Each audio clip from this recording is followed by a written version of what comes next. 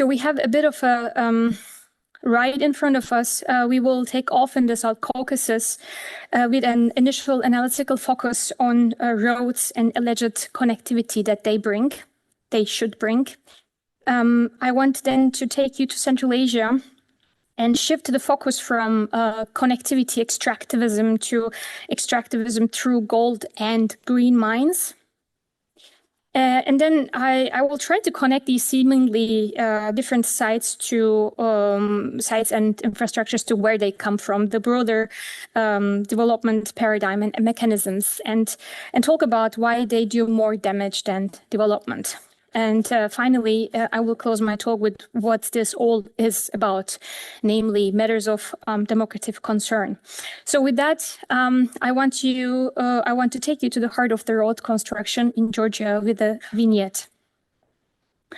When the road construction or reconstruction of the Rikoti Highway, so that's our notorious highway, started in 2019, what happened next would first take the owner of the river restaurant, Sanapiro, Gia Gogolatse, by surprise, and then eventually shatter his subsistence.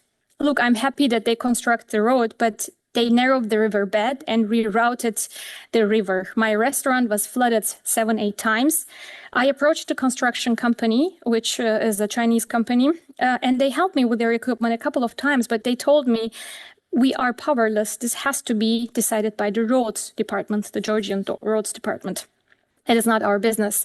Speaking in riddles, the roads department commented on Mr. Gogolatse's grievance that, well, the location of the restaurant by the river was obviously chosen by the owner himself. If damage was done by the river, then it's clearly not caused by the highway construction. Adding, according to Mr. Gogolatse's lawyer later on, the closer the restaurant is to the highway, the better it is for business. The only problem was then there was no business left for Mr. Gogolatse as his restaurant was swept away by the river. This river, Zirula, and Mr. Gogolatse's restaurant coexisted in harmony for about 30 years, that is, until a series of moral choices and political decisions about a road construction and its impact on the environment culminated in a rerouted river, a man losing his livelihood, and state depoliticizing its responsibility. Here we see Mr. Gogolatse, the man himself, standing on the terrace of his restaurant that is indeed very close to the highway, and with that defunct. So, this road, and I want to actually take you and place you on this road with showing a video in the background as I tell you a bit more about the road.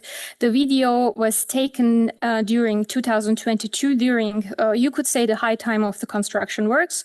And the road doesn't look like this anymore. It's almost close to completion, but it will give you a sense of, some sense of what I'm talking about. So the Rikoti road construction is latest in a series of logistics and infrastructure projects of the century that altogether strive for molding Georgia's geography into an inviting transit corridor, a bridge, if you will, between Asia and Europe. The Rikoti bypass connects Tbilisi and the country's east to its west on the Black Sea coast. But when we zoom out, we realize the bypass and with that Georgia's significance, especially in a war, post-war, during war geographies in Europe, because this on the right-hand side, big country to the north of Georgia is Russia. Since the invasion of Ukraine, the transport routes that pass through Russia have become undesirable. So a lot of spotlight has been on Georgia and on this bypass. You may think a small country, a small road, but this is the scale of things we're talking about. So as part of the East-West Corridor Highway, as it is called, or E60 in the road taxonomy, the past road connects China to France. It starts in Irkestan in Kyrgyzstan on the Chinese border, and it goes all the way up to Brest in France on the Atlantic coast. And we're talking about a road beyond 8,000 kilometers. But what I'm talking about is the 51 kilometers, humble 51 kilometers of this huge road that is called Rikoti Bypass Road and has been underway since 2016, at least its beginnings and plannings, so almost a decade now. And this transit route, it has been, and it is still for goods and people, and it runs through difficult mountainous geography. It is narrow, it is dangerous, and it has become over the years a very despised road by also ordinary Georgians. But it is a road. And a road means life and livelihood for many people, right? And starting with highway vendors. This means talking about vendors of clay products, of very specific sweetbread, nazuki, of agricultural products, of an entire street of coffee shop owners in Zesteponi. So all the way from the beginning up until the end of the road, it is full with vendors, basically. That have made a living out of this road. With 88 new bridges and 51 tunnels, and the number is constantly changing, the road construction sets out to flatten the Rikoti road, elevating the road to a very highway on pillars. And this point is very important. So we are up in the air through the new road. An upgraded 4-lane high-capacity Rikoti is politically mobilized with visions of reclaiming Georgia's place and position on modern Silk roads, becoming a trade and production hub.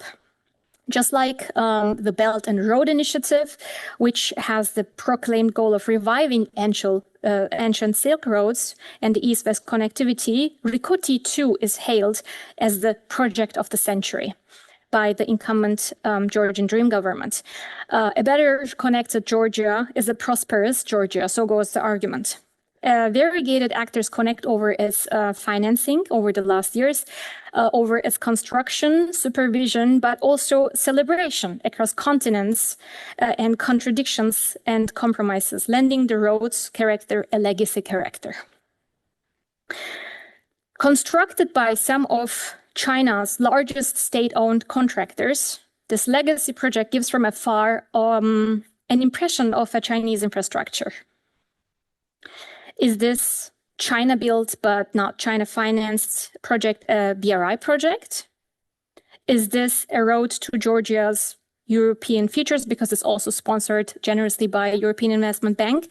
Although the irony of this question is not lost on me given the recent events.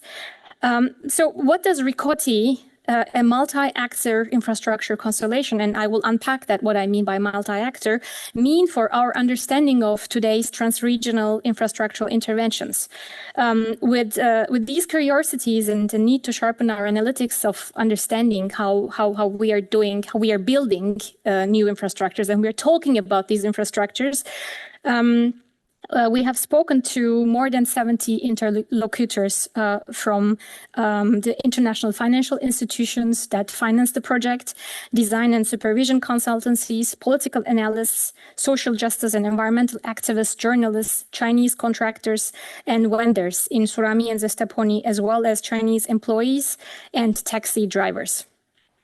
When we did that, as we traveled up and down the road construction from Hashuri to Zesteponi, basically from two endpoints, we mobilized just a bit of an information about our conceptual thinking. We mobilized assemblage as the coming Rikoti as the coming together of its assembling members, but also their interactions capacities to momentarily hold these members across contradictions and disconnections, and as a continuous process that is generative of new formations, connections, as well as disasters, disconnections. The assemblage thinking has been insightfully revealing the elastic and open-ended nature of what we think as at first maybe hard and very static infrastructures, right? And also in connection to China's changing role in infrastructure-led economy, a global economy, it has been very helpful to think more in terms of relational terms, right? And so thinking along and across disparate components of Rikoti, we wanted to push these insights even further as we asked, what does Rikoti and similar multi-actor mega constellations mean for agency, accountability, and ultimately democracy, where so many are involved? So, contrary to a geopolitical infrastructural scramble that is a hobby project between Brussels and Beijing, we unearthed interesting connections. Diluting the Chineseness of this road on the ground reveals that the project is coming together of various connecting infrastructural capacities. And this is very much enabled by Georgia. Over the decade, Georgia has established a network of international trade agreements and positioned itself with an array of connectivity schemes from East and the West. I will not name all of those things. If you're interested, we can go into the details later on. But starting with Asian development banks, connectivity projects up until, of course, EU's Trans-European Transport Network, because it was aspiring or still is aspiring to become a member of the EU. And so basically it docked onto every possible connectivity scheme program that was concerning connecting Asia with Europe. And of course, it is also one of the signing countries of China's Belt and Road Initiative. The project, again, the amount is not really reliable, but according to our last study, estimates is beyond €1 billion. So it is, per definition, a mega infrastructure. It is sponsored by financed by Asian Development Bank, by European Investment Bank and the World Bank, and also with some funds from Georgia itself. It is supervised by Australian, French, Italian, Turkish, and South Korean firms, and this is only what we have been able to access. It is built by 5 of the largest Chinese state-owned contractors. So you may think, what is 51 kilometers? But 51 kilometers around a very tiny road in a mountainous landscape means splitting this 51 kilometers into 4 lots. So the numbers you see, F1 through F4, these are the segments of the road. There was actually, through the course of research, we found out that there's an F0 too. So the road is split into 5 different contracts. And in terms of engineering and construction, it also makes sense. We have come to terms with that because the road still needs to be usable, right? But this staggering and the splitting comes with political consequences, and it is more than just technical, as things usually are. And every slot has been tendered, and every slot has gone to a Chinese contractor or a consortium of Chinese contractors. But the project and its implementation is governed very much by Georgian state bodies, from the capital up until the local government representatives. So, but accordingly, every actor that you see here, all the logos and maps, the flags, connect their support of Rikoti to their own agendas and performances. Just to single out, for example, China's role here, our conversations with Chinese staff indeed reveal that they consider the project as part of the BRI. They said, we don't use the BRI label here, but yes, it is a BRI project. So there is also this developmental symbolism or motivation attached to this project coming from China, at least in a way that the workers are motivated. So what does Rikoti, through its governance and what it does mean for changing dynamics of development and infrastructure?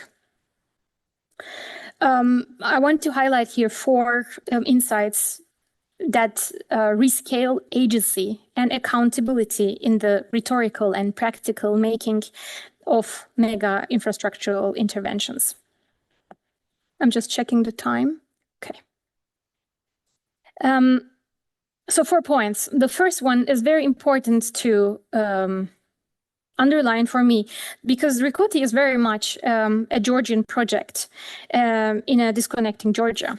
And we don't know much about the specifics of it, but I will try to substantiate some of these points as I take you through the main insights. So what we are witnessing is, in pursuit of political legacy of speedily delivering Rikoti under its administration, the Georgian Dream government performs a politics of as if along Rikoti, as if the make-believe poetics of Rikoti will lead to social facts of broader freedoms, integration, and sense of connectedness. Yet the glitter of progress and grievance of regress coexist. And I could show you so many videos, state-sponsored videos of majestic performances of state representatives in front of different tunnels, really nice videos, drone shot videos of what we are doing, what the state is doing, that it is an engineering marvel. So it's really quite rich. I'm just focusing on the main insights because we have quite a bit in front of us.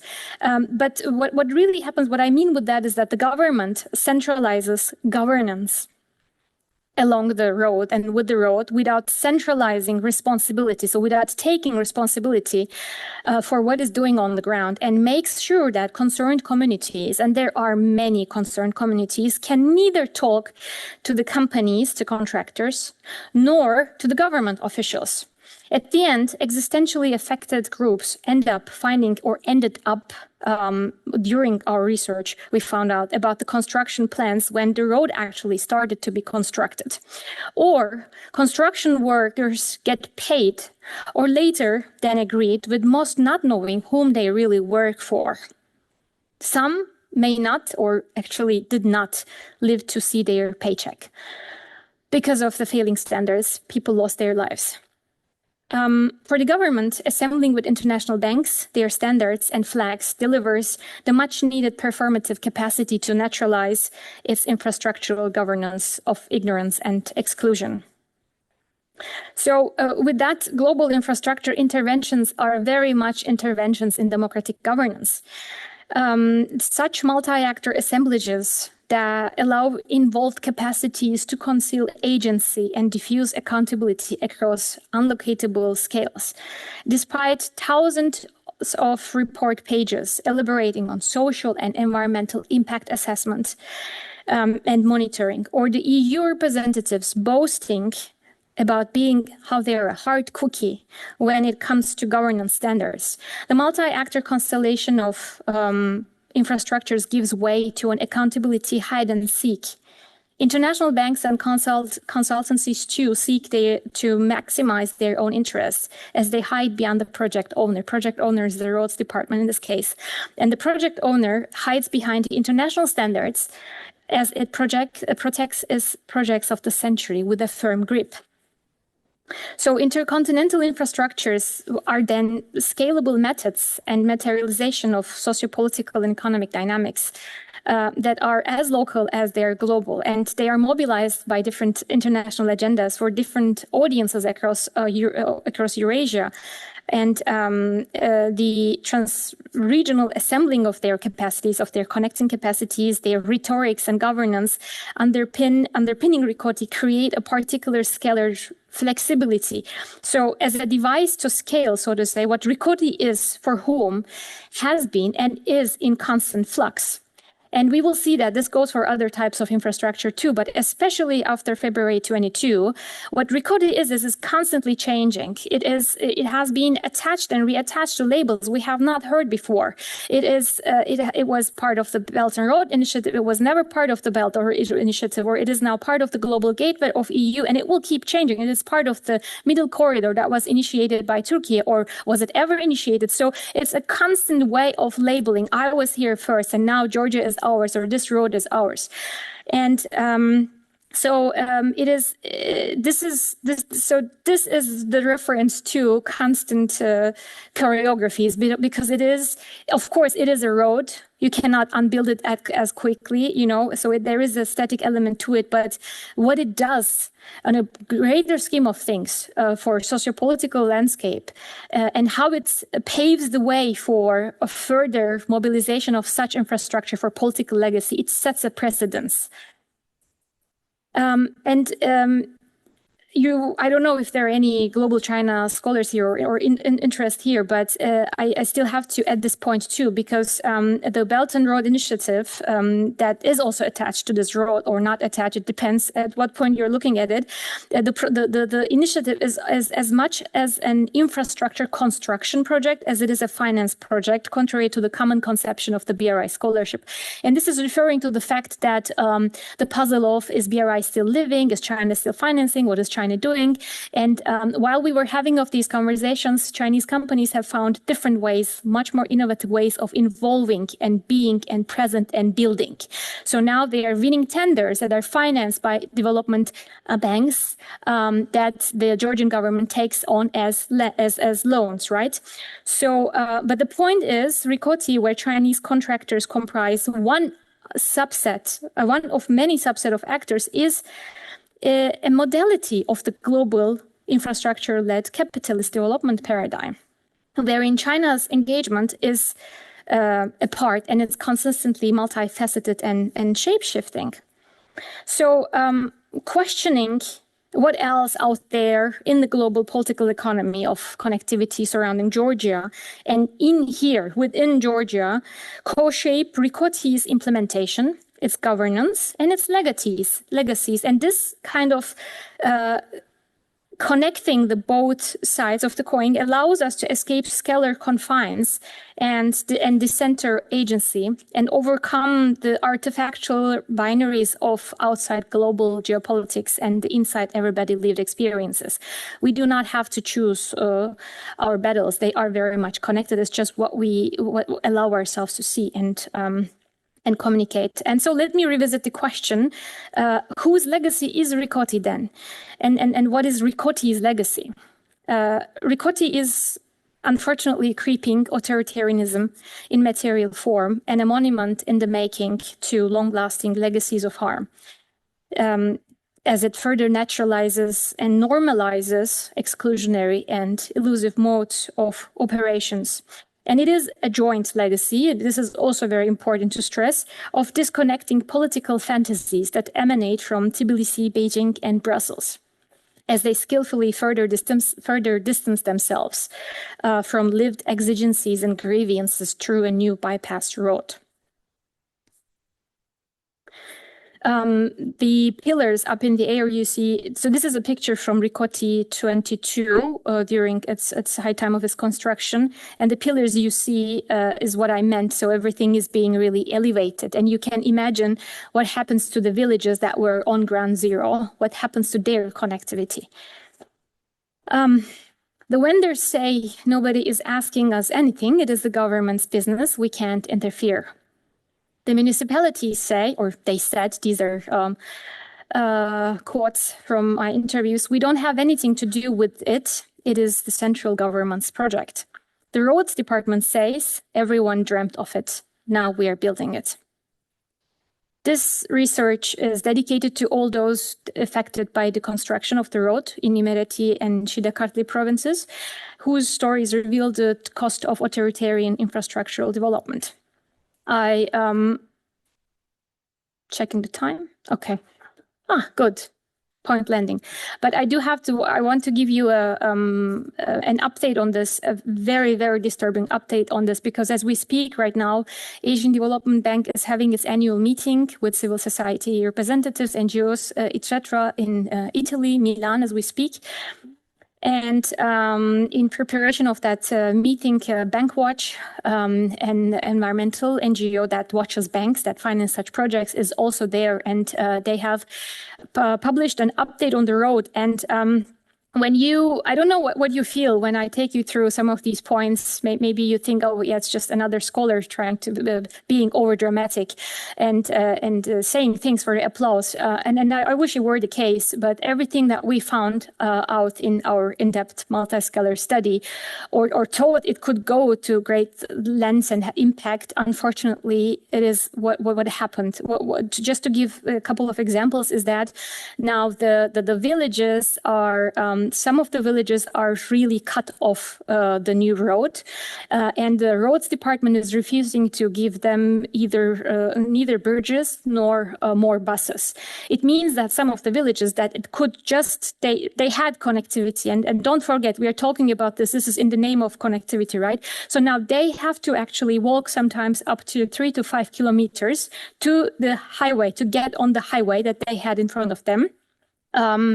The coffee shop vendors, but this actually applies to all the vendors, they have lost their jobs because the old road is not working anymore, or nobody is going there anymore. And of course, on paper, they were designated market areas, new places where the vendors could move to. But these are very artificial places that does not really fit well in the travelers, route, so to say. But also, these are private places. Back in the day, you had the road and you had in front of your house your little stand. And now you have to travel kilometers to a different place where no one comes. And now it is in the hands of the private hands, and you also have to pay on top. So what is happening is that people are becoming poor. They are pushed into poverty, and they do not know how they are going to make the ends meet. And the heart of Georgia, the Imereti province, is anyway. It wasn't really flourishing to start with. So it is very disastrous, really. And there's so many other things I could talk about, how the resettlement was done, or people were psychologically coerced into or threatened, or at the end did not even receive compensation. If you have questions about this, I will be more than happy to unpack during the discussion. And you can also, so there's a paper to it too, with many more details that you can also read. Okay, it's not going to get better from here.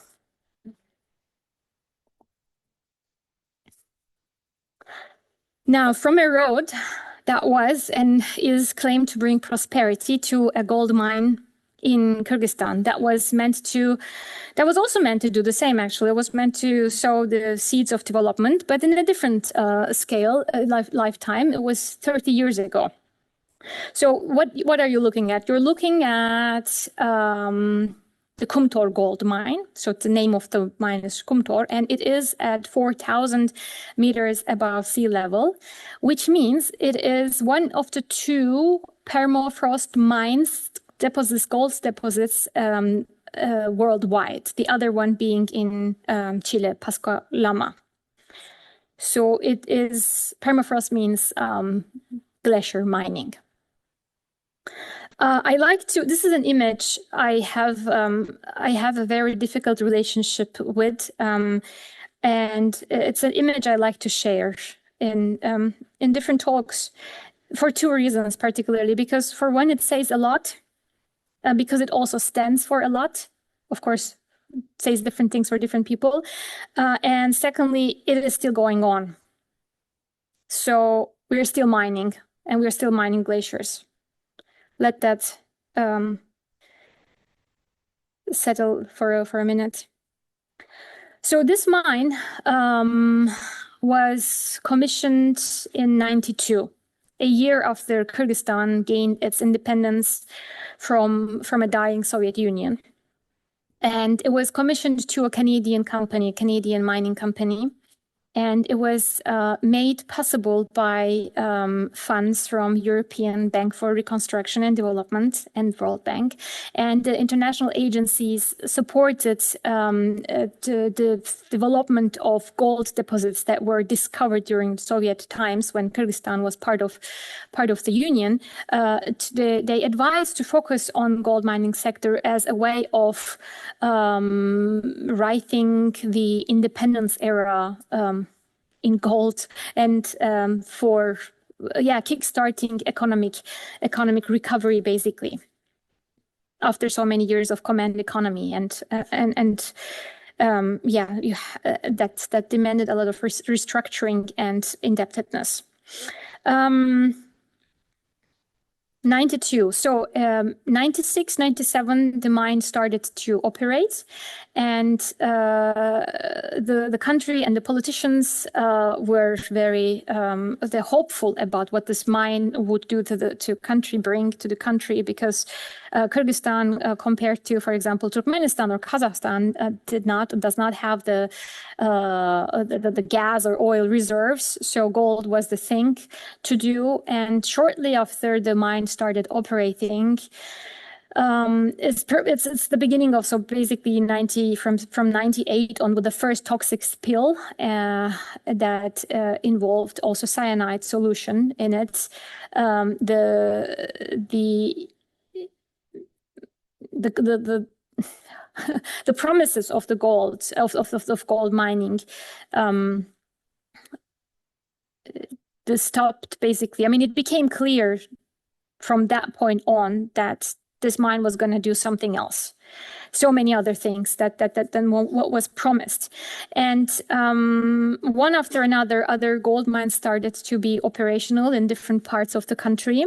But Kumtor stood out because it was also so visible. It was open cast mining because of the picture. That's also why I'm showing this. But it also kept exploding, figuratively and literally, because there were so many scandals of geochemical scandals and corruption scandals, and even the deal that managed Kumtor was renegotiated 14 times. And since some years, the mine is nationalized, because with every new government, new promises were made, and the mine and the people who suffered from mine's toxicity and its governance, they started to protest in a way that made Kyrgyzstan stand out in Central Asia. Basically, this gold mine set activism, grassroots activism in Kyrgyzstan in motion, and it is maintaining this over many decades now. And but even the activists, activist claims and their methods because they were so successful and so visible, even those claims have been co-opted by governments. So every new iteration of promises included learning from protesters, and at some point came the idea of nationalizing the mine, because what was happening here was, of course, nothing to do with actually Kyrgyzstani state. It was because it was a Canadian or a foreign company, and so that paved the way for mining nature for nation, so to say. We will not go into the very details, because I could speak about this for hours, but this case of gold mining in Kyrgyzstan, I want to highlight it for mostly 2 points, because it just shows how any genuine concern and commitment to development, to economic development, sustainable development, can and will be co-opted when needed. And it's not an if, but it's a when. This mine has become, so to say, for Kyrgyzstan, a testing ground for different tactics of co-opting, of legitimizing and extracting further. And then second is because it set in motion activism, but I also want to say that it also showed how activism is very much part of extractivism, and I will unpack that in the next slides. But the crises emanating from this mine or around this mine, the popular protests demanding socio-environmental justice, they have led to these contestations. They have led to responses from the part of state organizations, sometimes also international NGOs, and new claims came. But this is cyclical by now. there is contestation because we can't, or some cannot take it anymore. And I will also get to it in a bit. But actually, we don't need to think far, can talk about the climate crisis or environmental sustainability. And then because of the contestations, there are new claims being made. But what happens is that there's a lot of learning from grassroots activism. And so we lose the hopes with which we start certain protests are also being stolen from us. And one thing I want to connect here, because it is also, 30 years ago, something like this was taking place before Rikoti was starting. We could not entirely call this a multi-state actor constellation, but it was IFI funded, right? And what we see, between early 90s and now 2025 is that, yes, even in this case, we do not have somebody who takes responsibility. But I think those were the times of a more honest extractivism, where it was just like, yeah, it's this old school extractivism, we are going to mine, and this is what we do. But it was also a more humbler extractivism. I do not misunderstand me. I'm not making an extractivist nostalgia here, but I was able to talk to the CEOs of the company. You could talk to state agencies, and they could say, we actually said that we were going to mine glacier in that EIA, environmental impact assessment, or they could say, actually, we were supposed to talk to communities way earlier. These kind of conversations, humble conversations, are not possible anymore because we are all very environmental, social, and democratic in our governance. So when I was preparing for my talk today, I was some of those things that caught my attention. Yes, it was more old school extractivism. And now what we are seeing is something else, because it's what we are doing is more bright and green and clean. And with that, I want to take you to actually a wind farm. Because you may also think, we are becoming more green and greener. Enough with your depressive talks. What about the climate commitments? So I want to take you to Kazakhstan now, a carbon political economy that pursues ambitious sustainability transition goals, and I want to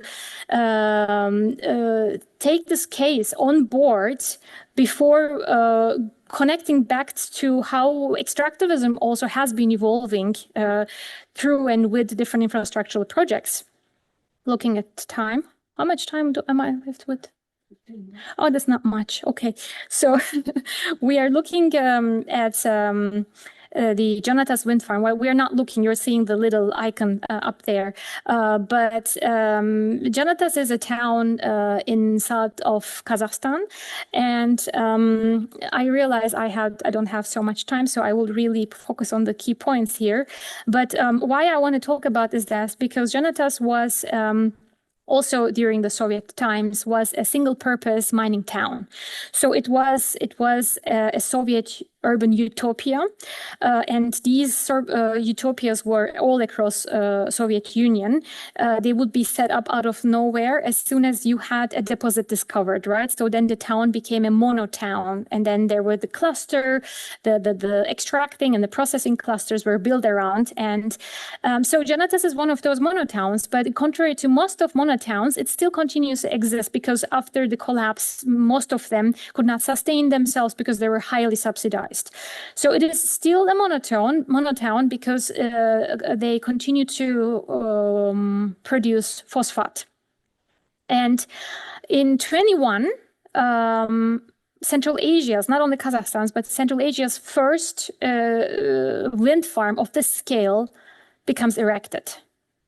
So at a very gray monotown, now we have a different setting. There are wind turbines, and people take selfies, and they start making TV shows, and it's changing the landscape, right? Because it could change the landscape, actually, because also Kazakhstani state has been making promises after all the years of extractive violence and extraction of oil and gas that served the ruling elite than the ordinary people. There were promises made to rethink the socio-material contact in the country. But what I see here is, by the way, this is a piece from a Chinese propaganda outlet, Xinhua. someone who was working at the wind farm, the piece was highlighting how now it's changing lives for the better. But I want to tell you why I'm showing this, because what we found out that nothing is changing. Nothing is changing, not in Janatas or not in Kazakhstan, because contrary to what the community is led to believe, that they are now living from clean energy, and it is somewhat a source of a pride, right? Because this was really new at the time too, pioneer even, you could say, case. But what we found out that people are not, they still continue to get their electricity from the north of the country, and Kazakhstan is a huge country, and they are being lied to. They are not invited to public seminars, so everything that in the handbook of how to do infrastructure right is being not done. The communications, the public seminars, and up until the point of where do you even get your electricity from? This is a question, it's a trivial question from for those who live in Europe, right? You know the details of where you more or less get your electricity from. So, but where does the electricity go to? It goes to phosphate producing industries, chemical industries, cement industries that are clustered around Janatas, around this historical extractive town, because they are producing, or they want to produce, green fertilizers. They want to get certificates, because in a couple of years, due to CBAM, the carbon border adjustment mechanism of EU, the companies, for them to be able to export into EU, they have to have certificates. So this is what's happening, and we are transforming, going from one Soviet urban utopia to utopias of net zero, and extract like there is no tomorrow. So this is sustainable extractivism. I am unfortunately jumping some of the empirical thickness, but I want to complete the argumentation loop. So bear with me. And so this has been in the making since some time. We have not always talked about green extractivism, but green grabbing, land grabbing, dispossession by decarbonization. But what we are observing is that the scale and scope of how we are not changing is astounding. So the mechanisms and manifestations are changing, and we are looking at, in the case, for example, like Janatas, you have to understand that your parents, you were born into a miner family. Your parents were miners. Their parents were miners, and then all of a sudden things change. The Soviet Union collapses, or it could be another drastic political change, and then you go through 10, 15, 20 in some places across Central Asia. And this is also not so far from Georgian reality of monotowns too.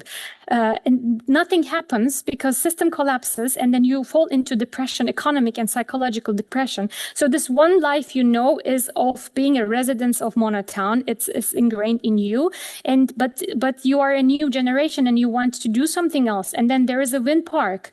It signals something. It signals hope of a different future. I'm not romanticizing. This is what it is really, because people think they can go out of this place. They can be part of something. They can be part of a different socio-ecological organization, right? But no, because what happens is that there's a theft going on, and it is intergenerational, and it is okay. It is sanctioned. It is motivated. It is intensified. But at the same time, when you look at projects such as Janatas, sometimes scholars, we're so funny. We think, what is China's interest there? What is Kazakhstan exactly wanting to do? And why is also, in this case, EBRD is funding this project, but also International Commerce Bank of China, ICBC, is funding this project. This is I forgot to mention key information here. It's a Chinese-Kazakh joint venture, so it is a private investment in this case. They take loan from EBRD, ICBC, Global Climate Fund, to do this, and AIIB as well.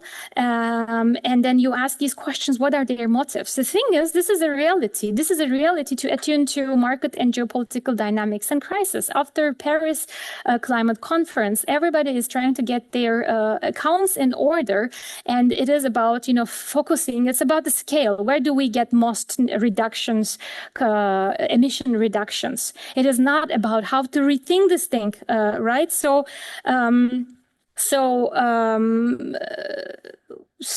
yeah, and the latest iteration, I mean, the green hydrogen rush. We don't have the time now to talk about it, but we are pursuing, German government is pursuing green hydrogen projects around the Caspian Sea. Are we creating another RLC? What we're doing is that we are doing more, not less of the same, of the fixes to crisis that do not fix anything, and more claims and more confusions. So, is it a surprise that these infrastructures do not deliver development? Well, to some people it is. And when you give this kind of talk in different audiences, some people really ask if you're anti-development or even anti-European. But there is, and I am not anti-developmental because I have worked over 11, 12 years in development cooperation. So I know what I'm talking about. And the reason why development projects fail, or much needed infrastructure projects, because this road is much needed. And wind parks can be, if taught well, can be also much needed. But why they failed is maybe it helps to think about how we talk about mining is taking place. We talk about mining takes place, or development taking place, and but we don't take it further, because it is what it does. It takes place. And it takes too much sometimes, and that is the problem. It takes place of something else, somebody else that was there before we decided to sign this power sharing agreement or sign this profit sharing agreement. And the question of what is in a place, what kind of histories were there, what kind of meanings attached to different social natures, what kind of alternative evaluations were there, we tend to, or such projects tends to leave out of the equation, because it takes time, it takes care, it takes caring, and it is obnoxious. I do understand, but if we truly mean a different developmental approach to being together, living together, then we have to consider these things, and And not to think of these places, these people, the vendors in Georgia, for example, or mining communities that now become again part of a community, a new frontier again. We talk about these places, or it is being talked about as a bottleneck, or a remote place. Nothing ever happens here, It's like they don't have a right to exist without the thing that we plan for them to happen, right? But there is a global sense of place, and everybody is connected to the global processes. It's just in different ways across different time scales. And the potentialities of a place, outsiders and insiders, it's really different. And what happens is in these projects that potentialities of capital in a place, around a place, and flows rescale how we start to talk about Rikoti, for example, or a community who no one cared a decade ago. All of a sudden, we start thinking about this. And it is important to ask about who is steering these flows, because it's also the people who stir the flows. And in an age of blended finance and multi-actor constellations, there are many who are involved, and this is part of the problem, because who are you going to ask accountability for? And we forget these things, but there is a cyclical nature to it, and it is our. I think that it is our also mission to remember where we're coming from, remind and represent and reclaim that these things have been said before, have been protested about before, and what has happened.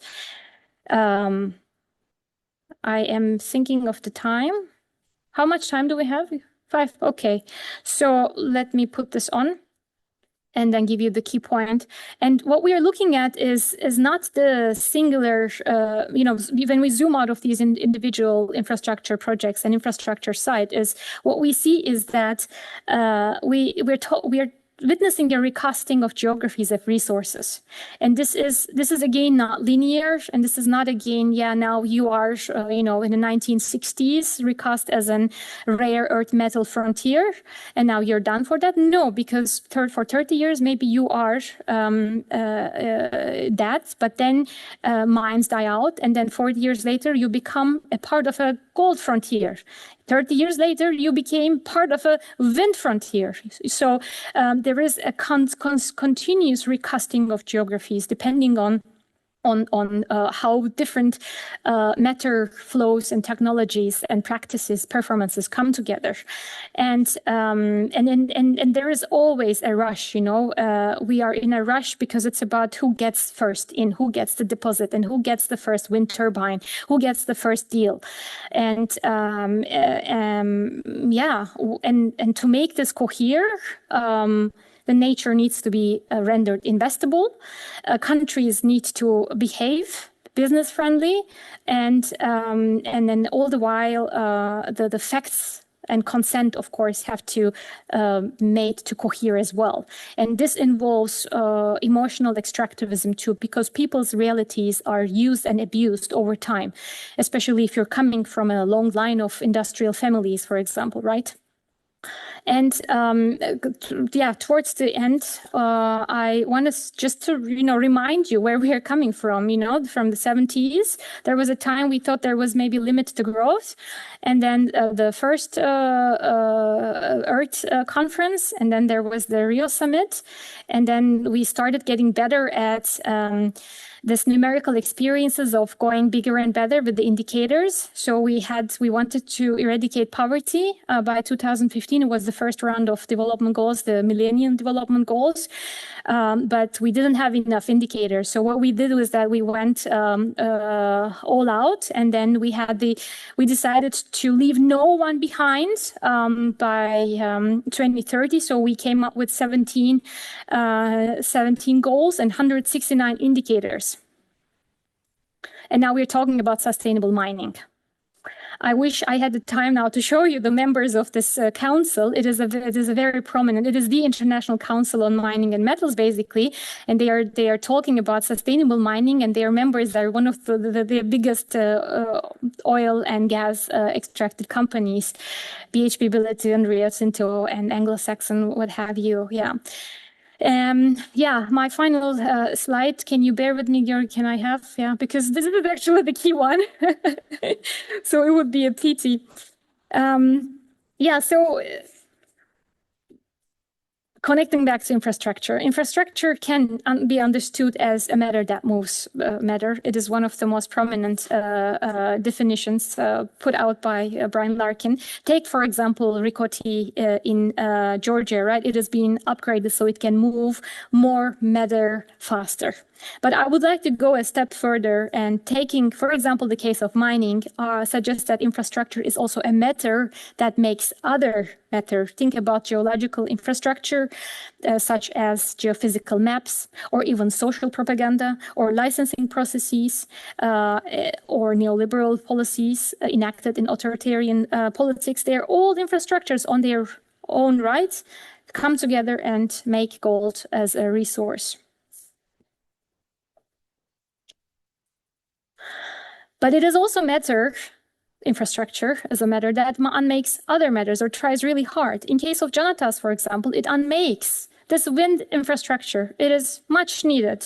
It could do so many things, but what it does is it unmakes chances for a socio-ecological organization or reorganization within planetary boundaries, and all the while rendering other matters of concern and care unimportant. And because something that you call project of the century cannot be more important ever than your concerns, right? And so I would also suggest that infrastructure such as the road in Georgia is a resource in the making itself, because it is about having that resource, smooth connectivity, that it gets regimes legitimize their agenda, that helps economic elites get more support. And if also international partners can benefit from them, it's even greater. Everybody looks good.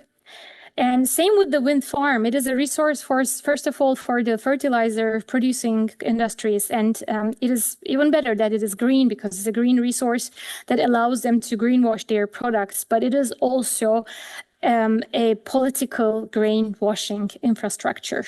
And at the end of the day, what this all boils down to is that infrastructure is democratic matter or undemocratic matter in motion, and it is in constant negotiation within and across states and societies.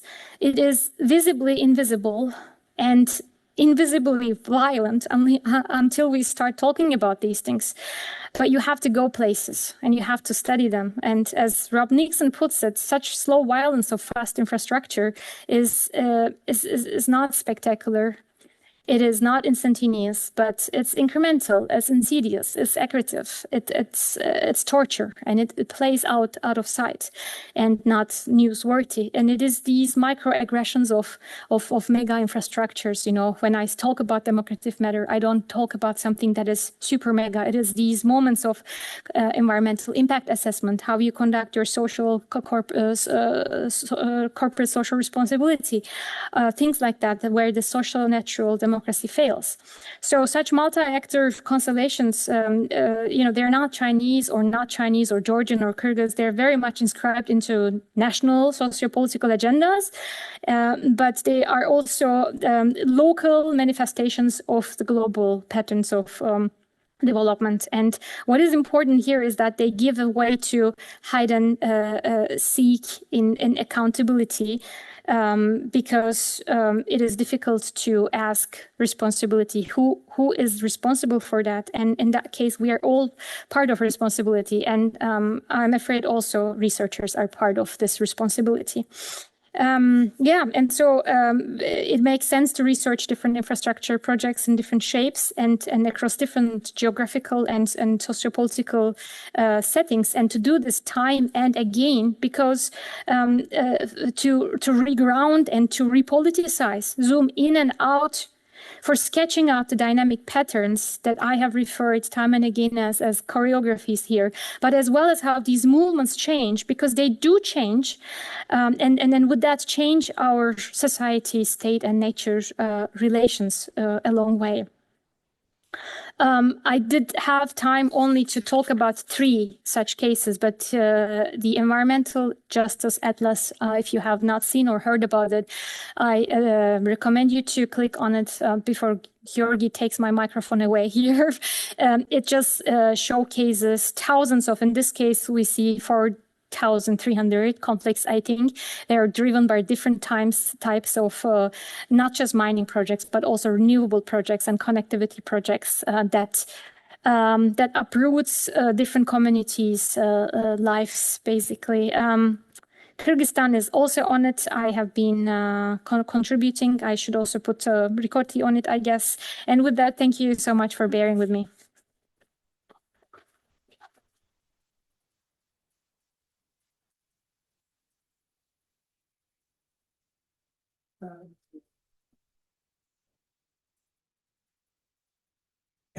Thank you, Beril, for this very interesting research. And I think you have done an amazing job of explaining what's going in this post-socialist context, because most of the time this gets overseen in academic research. And thank you for bringing this forward as well. So I just want to remind everyone online that you can put your comment in the chat or in the Q&A, and or otherwise you can ask them yourself. So if there's any questions, comments in the audience, we can just go directly into the discussion. Yes.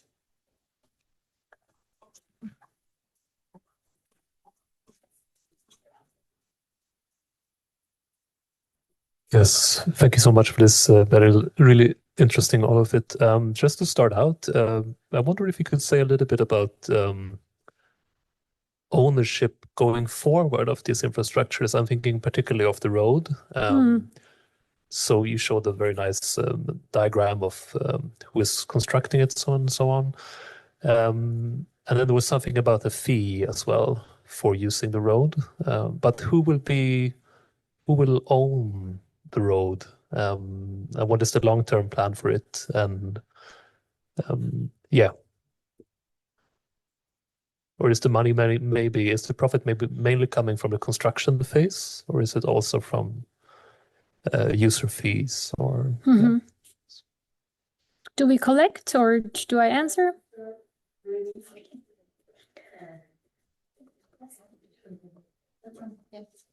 Okay, yeah. So thanks a lot for the very interesting presentation. Always great to see a geographer talking about all those matters. So I was wondering a bit, those examples that you showed and also how you elaborated, they're very closely connected. So what has been there? What is the place-based of that case? So I was wondering whether you also looked into what type of learnings from those cases can you replicate or use for other contexts, because the regulatory framework conditions are different, the democratic constellation is a different one, and so on. So I was wondering, how can we use those cases and also learn for other cases, because infrastructure is what connects the cases, but the context is completely different. So maybe you have some ideas what the factors or dimensions would be most important when we talk about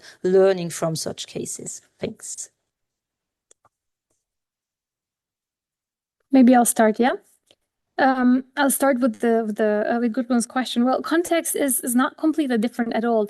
Of course, the specific communities and where they come, so their global sense of their place is different. But these are all internationally funded projects. And they are all attached to norms. If it is, for example, an engineering project, or in all of the cases, they have to be regulated by FIDIC, by the framework for engineers, basically. And the same applies for environmental impact assessments. They are so it is there is a governance context. The global context is the ESG, basically, that is pretty much by now harmonized.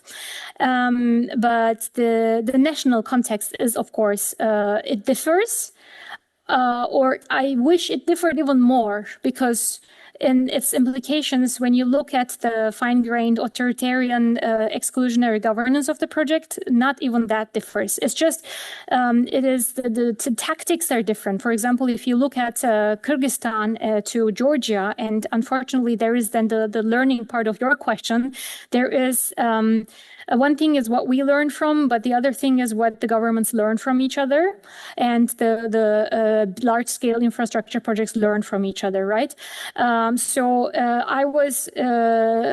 my re-entry to academia was gold mines, basically the gold rush in Kyrgyzstan, and with that to infrastructural studies. And when I, after many years, then started researching Georgia, and to an extent Armenia, they also have a lot of gold mines and problems. I thought I have seen quite a lot of coercion and repression, what you can do as a state in the context of mines. But my God, what Georgia does and Armenia does, they take it to a next level, because in Kyrgyzstan, this is what I was referring to at the good old extractive times. Like, because in Kyrgyzstan, for example, people were able to change a lot through protests. They had a phase to go to complain. Of course, that phase then faded or maybe fled to Switzerland. That's another question. But it was still a different spectrum. And in case of Georgia, for example, is that there is a learning of, the Kyrgyz were too approachable, the state. So we have to, we could say this is a centrally governed project, but we will never be there. So there is a learning from the states, and also from initiative to initiative as well, that the Global Gateway, the initiative of infrastructure initiative of EU, is learning quite a lot from BRI, while at the same time bashing it for delivering poor standards, right? But on the ground, it is replicating some of its elements that were crucial. And Yeah, it's unfortunately not completely different, I guess. But did I answer all aspects of your question? Okay. This is a very good question in terms of ownership and fees and long-term plans. And I cannot tell you because we don't know. And that is part of the problem. So at the beginning, 2015-16, when Chinese contractors started having the first conversations about this road, there was an idea of maybe making it a toll road that they could then operate. This idea was dismantled. For now, what we know is that there will not be a fee, maybe for transit vehicles, probably. The ownership is state, it's a public road, so it has to be managed by the state too. But the long-term plan that also concerns of care and maintenance of this road has been from the get-go a very critical talking point by the NGOs, because you don't know what exactly in this 1.2 billion are the maintenance costs involved, because when you tender these projects and then someone wins with the cheapest offer, as long as they fulfill technical criteria, part of the democratic infrastructure building process has to be, at least on paper, to know what is in the cost and what could have been the alternatives. So the road, by the way, ironically enough, while we were having these questions about are the maintenance costs at all covered, the part of the road, the newly built road, started collapsing because some of the seismological, geological studies were rushed or not done, or just focus on the, bits that had to be. So, yeah, all good questions, a few answers. Good. There are no questions online so far, but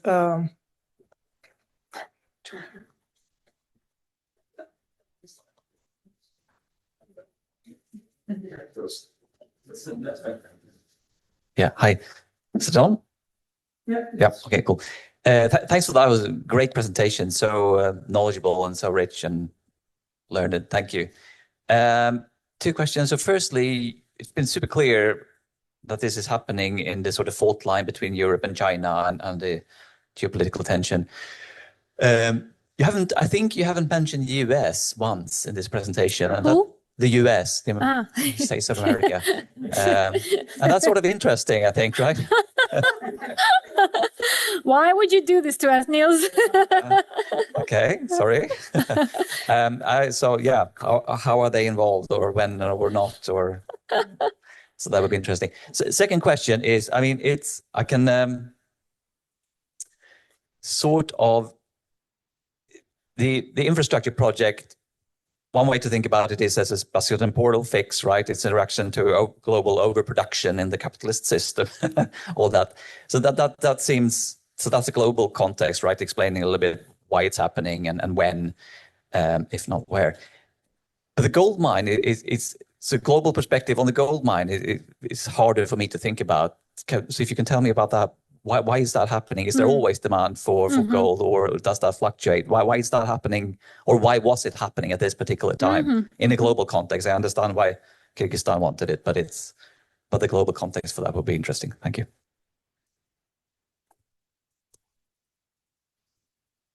Yeah, thank you also for the informative presentation and the way you presented it. We see that part of where you have been as a development practitioner, and also you see that part of research and academician, and there is also a pinch of activists that we can see in trying to be on the side of the communities that those infrastructure projects are affecting. Bigger infrastructure projects are affecting, but my rather comment is about, I see that it's like more or less about the local government implication on those big projects, and also the central government. And maybe because those projects, they came more of top down, and it's like they are imposed. They see them coming, and they don't have their say on the projects. But also there is this question that I have, how those, according to your research and to your experience in those projects, what is the right balance between consultation? Because sometimes the communities, they don't see the big picture. They don't see the big picture or the development of the country they are going.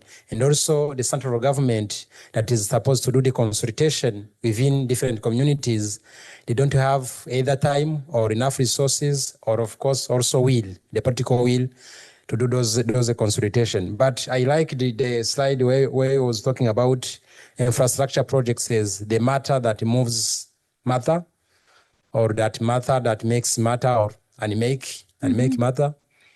So I'm wondering, according to your research and to your experience, what should be the right balance between consultation from the central government to the local government and the communities, and how this should be? I'm also talking from the African perspective. I have worked on a railway project, big highway speed projects in Morocco, especially as an architect in a train station. And then we have had many manifestation from local governments saying, oh, we don't need these big projects. We just need hospitals and the schools. And then the argument from the government was like, these big projects are those projects that will make other projects, as you said in your presentation. They were like, if we make this highway and this big train station, then other projects will come, we'll have more tourists, we'll have this, and then we'll build the schools.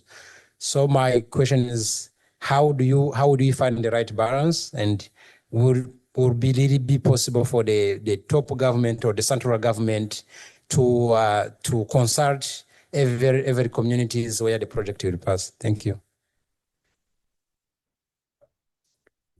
The advantage of being the last question asker, I'll start with you. Right balance. I mean, I'm not a natural scientist, so I cannot give you the right chemical balance that we should go with. I'm also not a political scientist and can tell you how things should be. And this is what it's about too. And you know, you were referring to what I say as democratic matter in motion. I really mean it. It is in motion, and it has to be negotiated. I cannot tell you or them or anyone what the right balance is. Because I mean, of course, there are I'm a fan of enacting rules and regulations, you know, when they have been agreed, also through consultations. But beyond that, it has to be negotiated. I mean, it is also, and it is tough really, because there is power imbalances. So the people sitting on different sides of the table, they do not have the same capacities to negotiate. Because negotiation mostly these days takes the form of protest and getting a lawyer or getting a legal volunteer. And this is all cost on top of your daily jobs, for example, right? And many of the injustices along Rikoti that came to surface was only simply because social and legal workers, volunteers, would go door to door and ask and tell people their rights. Because these reports and these guidelines and safeguards of all the banks, they are out there. But ask me if I have gone through all of them as a researcher, and this is my one job. They're out there, but there are many. There are thousands of pages of safeguards as well as the reports, right? So not to overdo with the response, it has to be negotiated. But of course, it's a very, very unjust process, right? And big projects, yes, because they are legacy projects. It is about that. These are political legacies. Do we really need yet another big project? Why do we always have to go big, you know? And what we understand after decades of infrastructure research is that we do not have to go big, because big explodes in more than one way. And small is also beautiful, but it is not sexy. So that's your question. Niels. Yeah, very good question with the gold mine in the global context too. Thanks for asking that. So, but the US, The US. They are disappearing. I mean, in Georgia, so I mentioned that Rikoti was the latest of projects of the centuries, right? Because it is something that any big project of such scale and visibility that allows state to perform itself as a developmental state was framed as project of the century. So it became at some point a running gag, because how many projects of the centuries do you have? So this was, I think, the 15th project of the century over the last, I don't know, 2 decades or so. And in another project of the century, Ocaklı, a port development project on the Black Sea, there were US interests.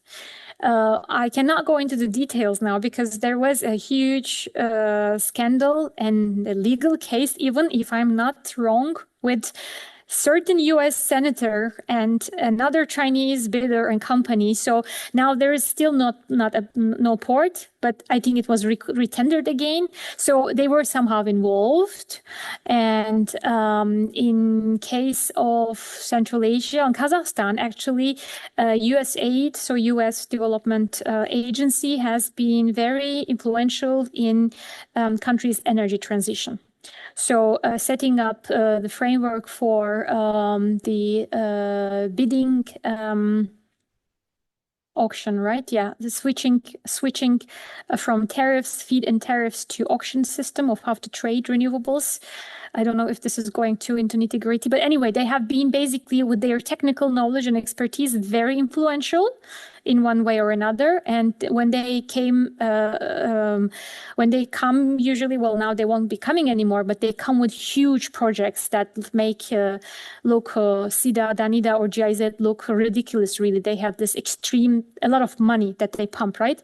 And to an extent, it has done good, sometimes also not so much, but we will not be seeing much of them because these projects are closed now, or they will be phased out. I think end of this year or end of next year. Yeah. So that's that. The gold mine, the global context. Yeah, it is an interesting question because the case in Kyrgyzstan is a part of a broader blueprint. So starting already with 1980s, and then 90s, because then the Soviet Union collapsed and, Kyrgyzstan opened up its doors to what else has been going on the global economy. But what it was so already in the making, and what has been in the making is that World Bank and IMF have selected a number of promising countries, and they have been advising legal reform, mining reforms, to develop deposits, including gold deposits, different cases in Africa, in Latin America, and in Central Asia was Kyrgyzstan, and Mongolia and Uzbekistan too, I guess, but Uzbekistan was very close at that point, to render these deposits that were discovered already to their willing investors. So which was already the neoliberal economy in the making, quite hardcore with the Washington Consensus, all sorts of deregulation, liberalization policies, and Kyrgyzstan was included in this. But of course, there is the cyclical nature of gold prices, and the gold rush in Kyrgyzstan was part of a broader global gold rush because of when the prices were right. It meant that in different parts of the countries where it was included in World Bank's blueprint, there would be hundreds of thousands of licenses out in the market to be grabbed. And so this is part of that picture. Okay, I have a question on, you mentioned several times the environmental impact assessment. Mm-hmm. And also that some of the studies, like geological studies, have not been done properly. So what's the actual implementation of those environmental impact assessment plans, and how much do they help, or how much do they contribute to the process? And the difference between South Caucasus and Central Asia, there is such a case. Okay, yeah. It's, I guess, more changes from project to project rather than country to country in this case. It is a crux of most of these problems and grievances I have been talking about, actually. Sometimes, I mean, the thing is that these projects get categorized by the state representative. Sometimes it's roads department, sometimes it's state geology. So whoever is the license giver or the project owner. And so the process starts with that, right? So mostly these actors are interested in giving a lower category number so that the scale and scope of EIA that has to be done stays low key. But it starts with that. So some projects do not have to have an EIA or maybe a much simpler version, but all of those that I mentioned required because they come with, I mean, they're even big for states to say they're not so big. So it's out in the open. So they would get also problems from the funders, right? And then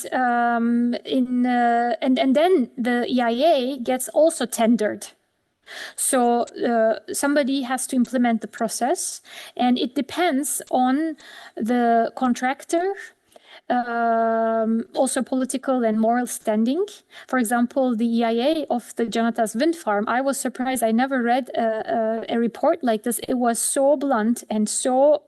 It was basically saying there is no good that is going to come out of this project. And I met the company that met. I don't know how they continue to exist in a country like this.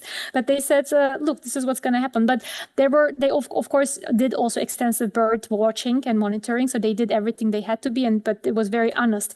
And in other cases, for example, in case of the gold mine, it was never published. Most people did not know, or researchers who was focusing on this did not know this, so you had to ask about it. And I have never seen an EIA, but I was able to talk to the environmental officer of this company. And they said they also found out that they are going to damage one of the glaciers because they are going to dump waste there. And this was approved by the government. So what I want to say is that they differ from project to project and contractor to contractor, but they can be extremely honest too. They say things, but then the thing is who reads them. Then you have to ask for them, you have to go, you have to search. And then nowadays, the problem is that you get choked under techno-scientific overwhelming amount of detail. And the part of EIA is the part that is not in the document, namely the public seminar, the information seminar. And that is the part that is missing most of the times, because you have a right to be informed of this project. And the EIIs are mostly about alternatives. And this is the part, however, they fail on paper as well. In case of Rikoti, this was one of the biggest critiques, that what would have been an alternative route? Do we have to kill the livelihood of these people? We have to do this. So out of these alternatives, the process would be to discuss with the concerned publics. And of course, you cannot take each consideration, but at least to give them a platform. But either that does not take place, or when it does take place, the good activists get invited. In case of Central Asia, for example, is that there are different kinds of activists. And the good activists are those that are not going to be making trouble for the political actors, right? So you look like you're respecting the activists, but you're co-opting the notion of an activist. So it's like, yeah, this is going to be a good project. And then they have these pre-formulated questions. But did you consider this? Could we do maybe one more something there in the kindergarten? And then they say, yes, we can do that. And then everyone looks good. So it's mostly done these days. But in Georgia, some of the studies were not. And that means that the roads department sanctioned that it was okay that they did not do these studies, because that is a process. It is not once done and published, but there are multiple versions, drafts, right? You have to redo some parts, you have to go in the details, and then that's what I mean. That is a Georgian project. You have to do the asking, yeah.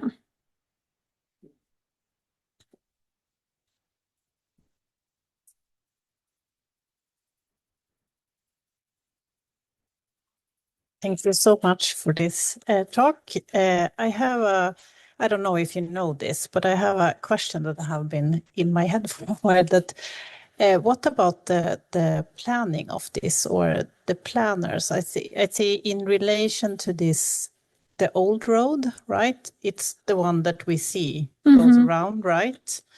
And how was the planning of this?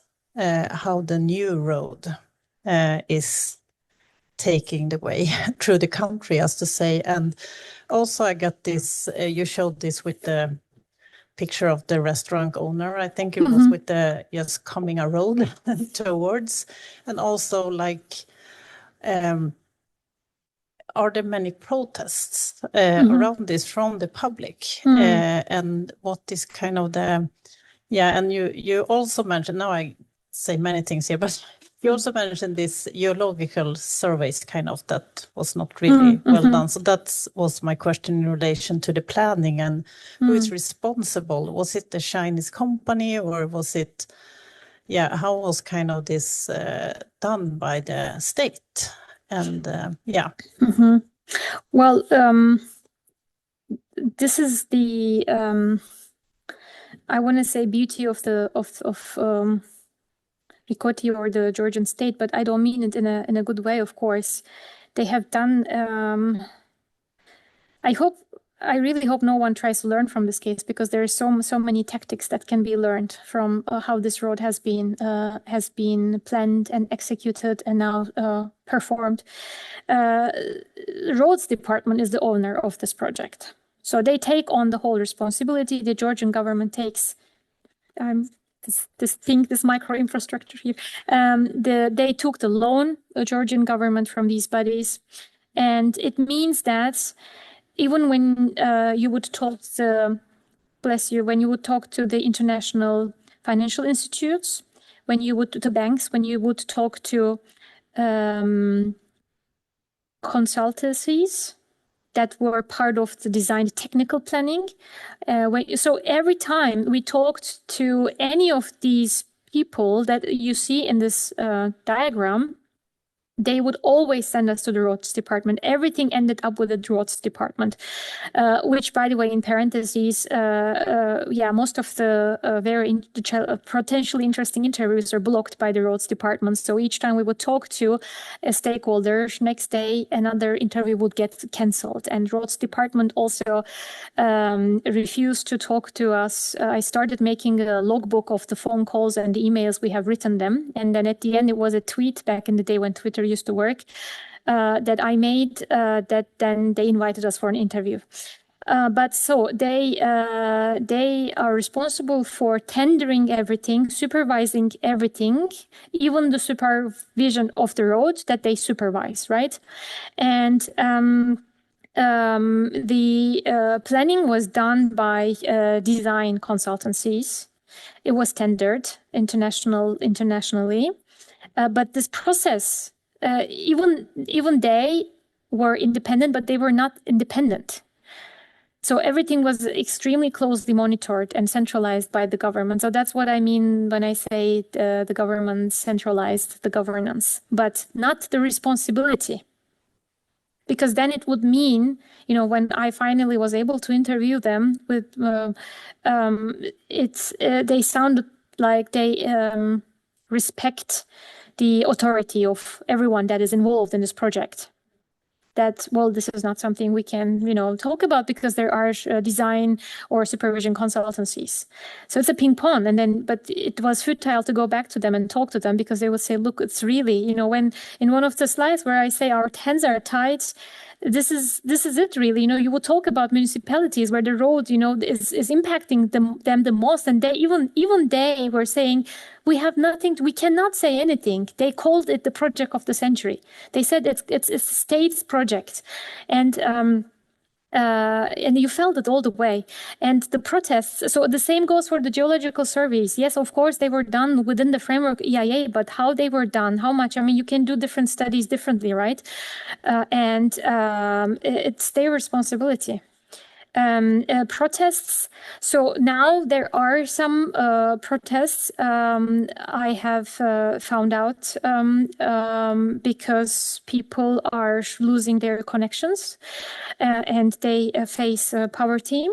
During the construction, in this heavy phase, there were workers' protests, but they were not very loud because they were not allowed to be very, very loud. So they were different forms of everyday resistance and in cooperation with people who were not working there, because there were also dire violations, safety violations, or also, you wouldn't get your paycheck or late. With the support of union representatives, they were able to shoot some of the violence in the labor camps, and in different ways, because they need the money. They need the money. And then the fun thing is, not fun thing, but the crazy thing is that the families who are now losing their livelihood because of the road, there are members on those families who keep working at the construction site. So yes, it is a negotiation, but it is not a fair negotiation. So, and then the space for negotiation is really shrinking. It's getting difficult to breathe.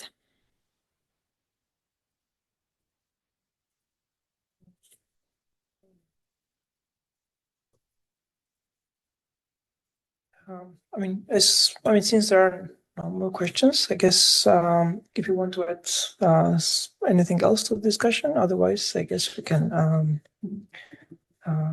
finish here. Yep, I'm fine. Thank you so much for coming and staying. Yeah. Mm-hmm. Thank you for your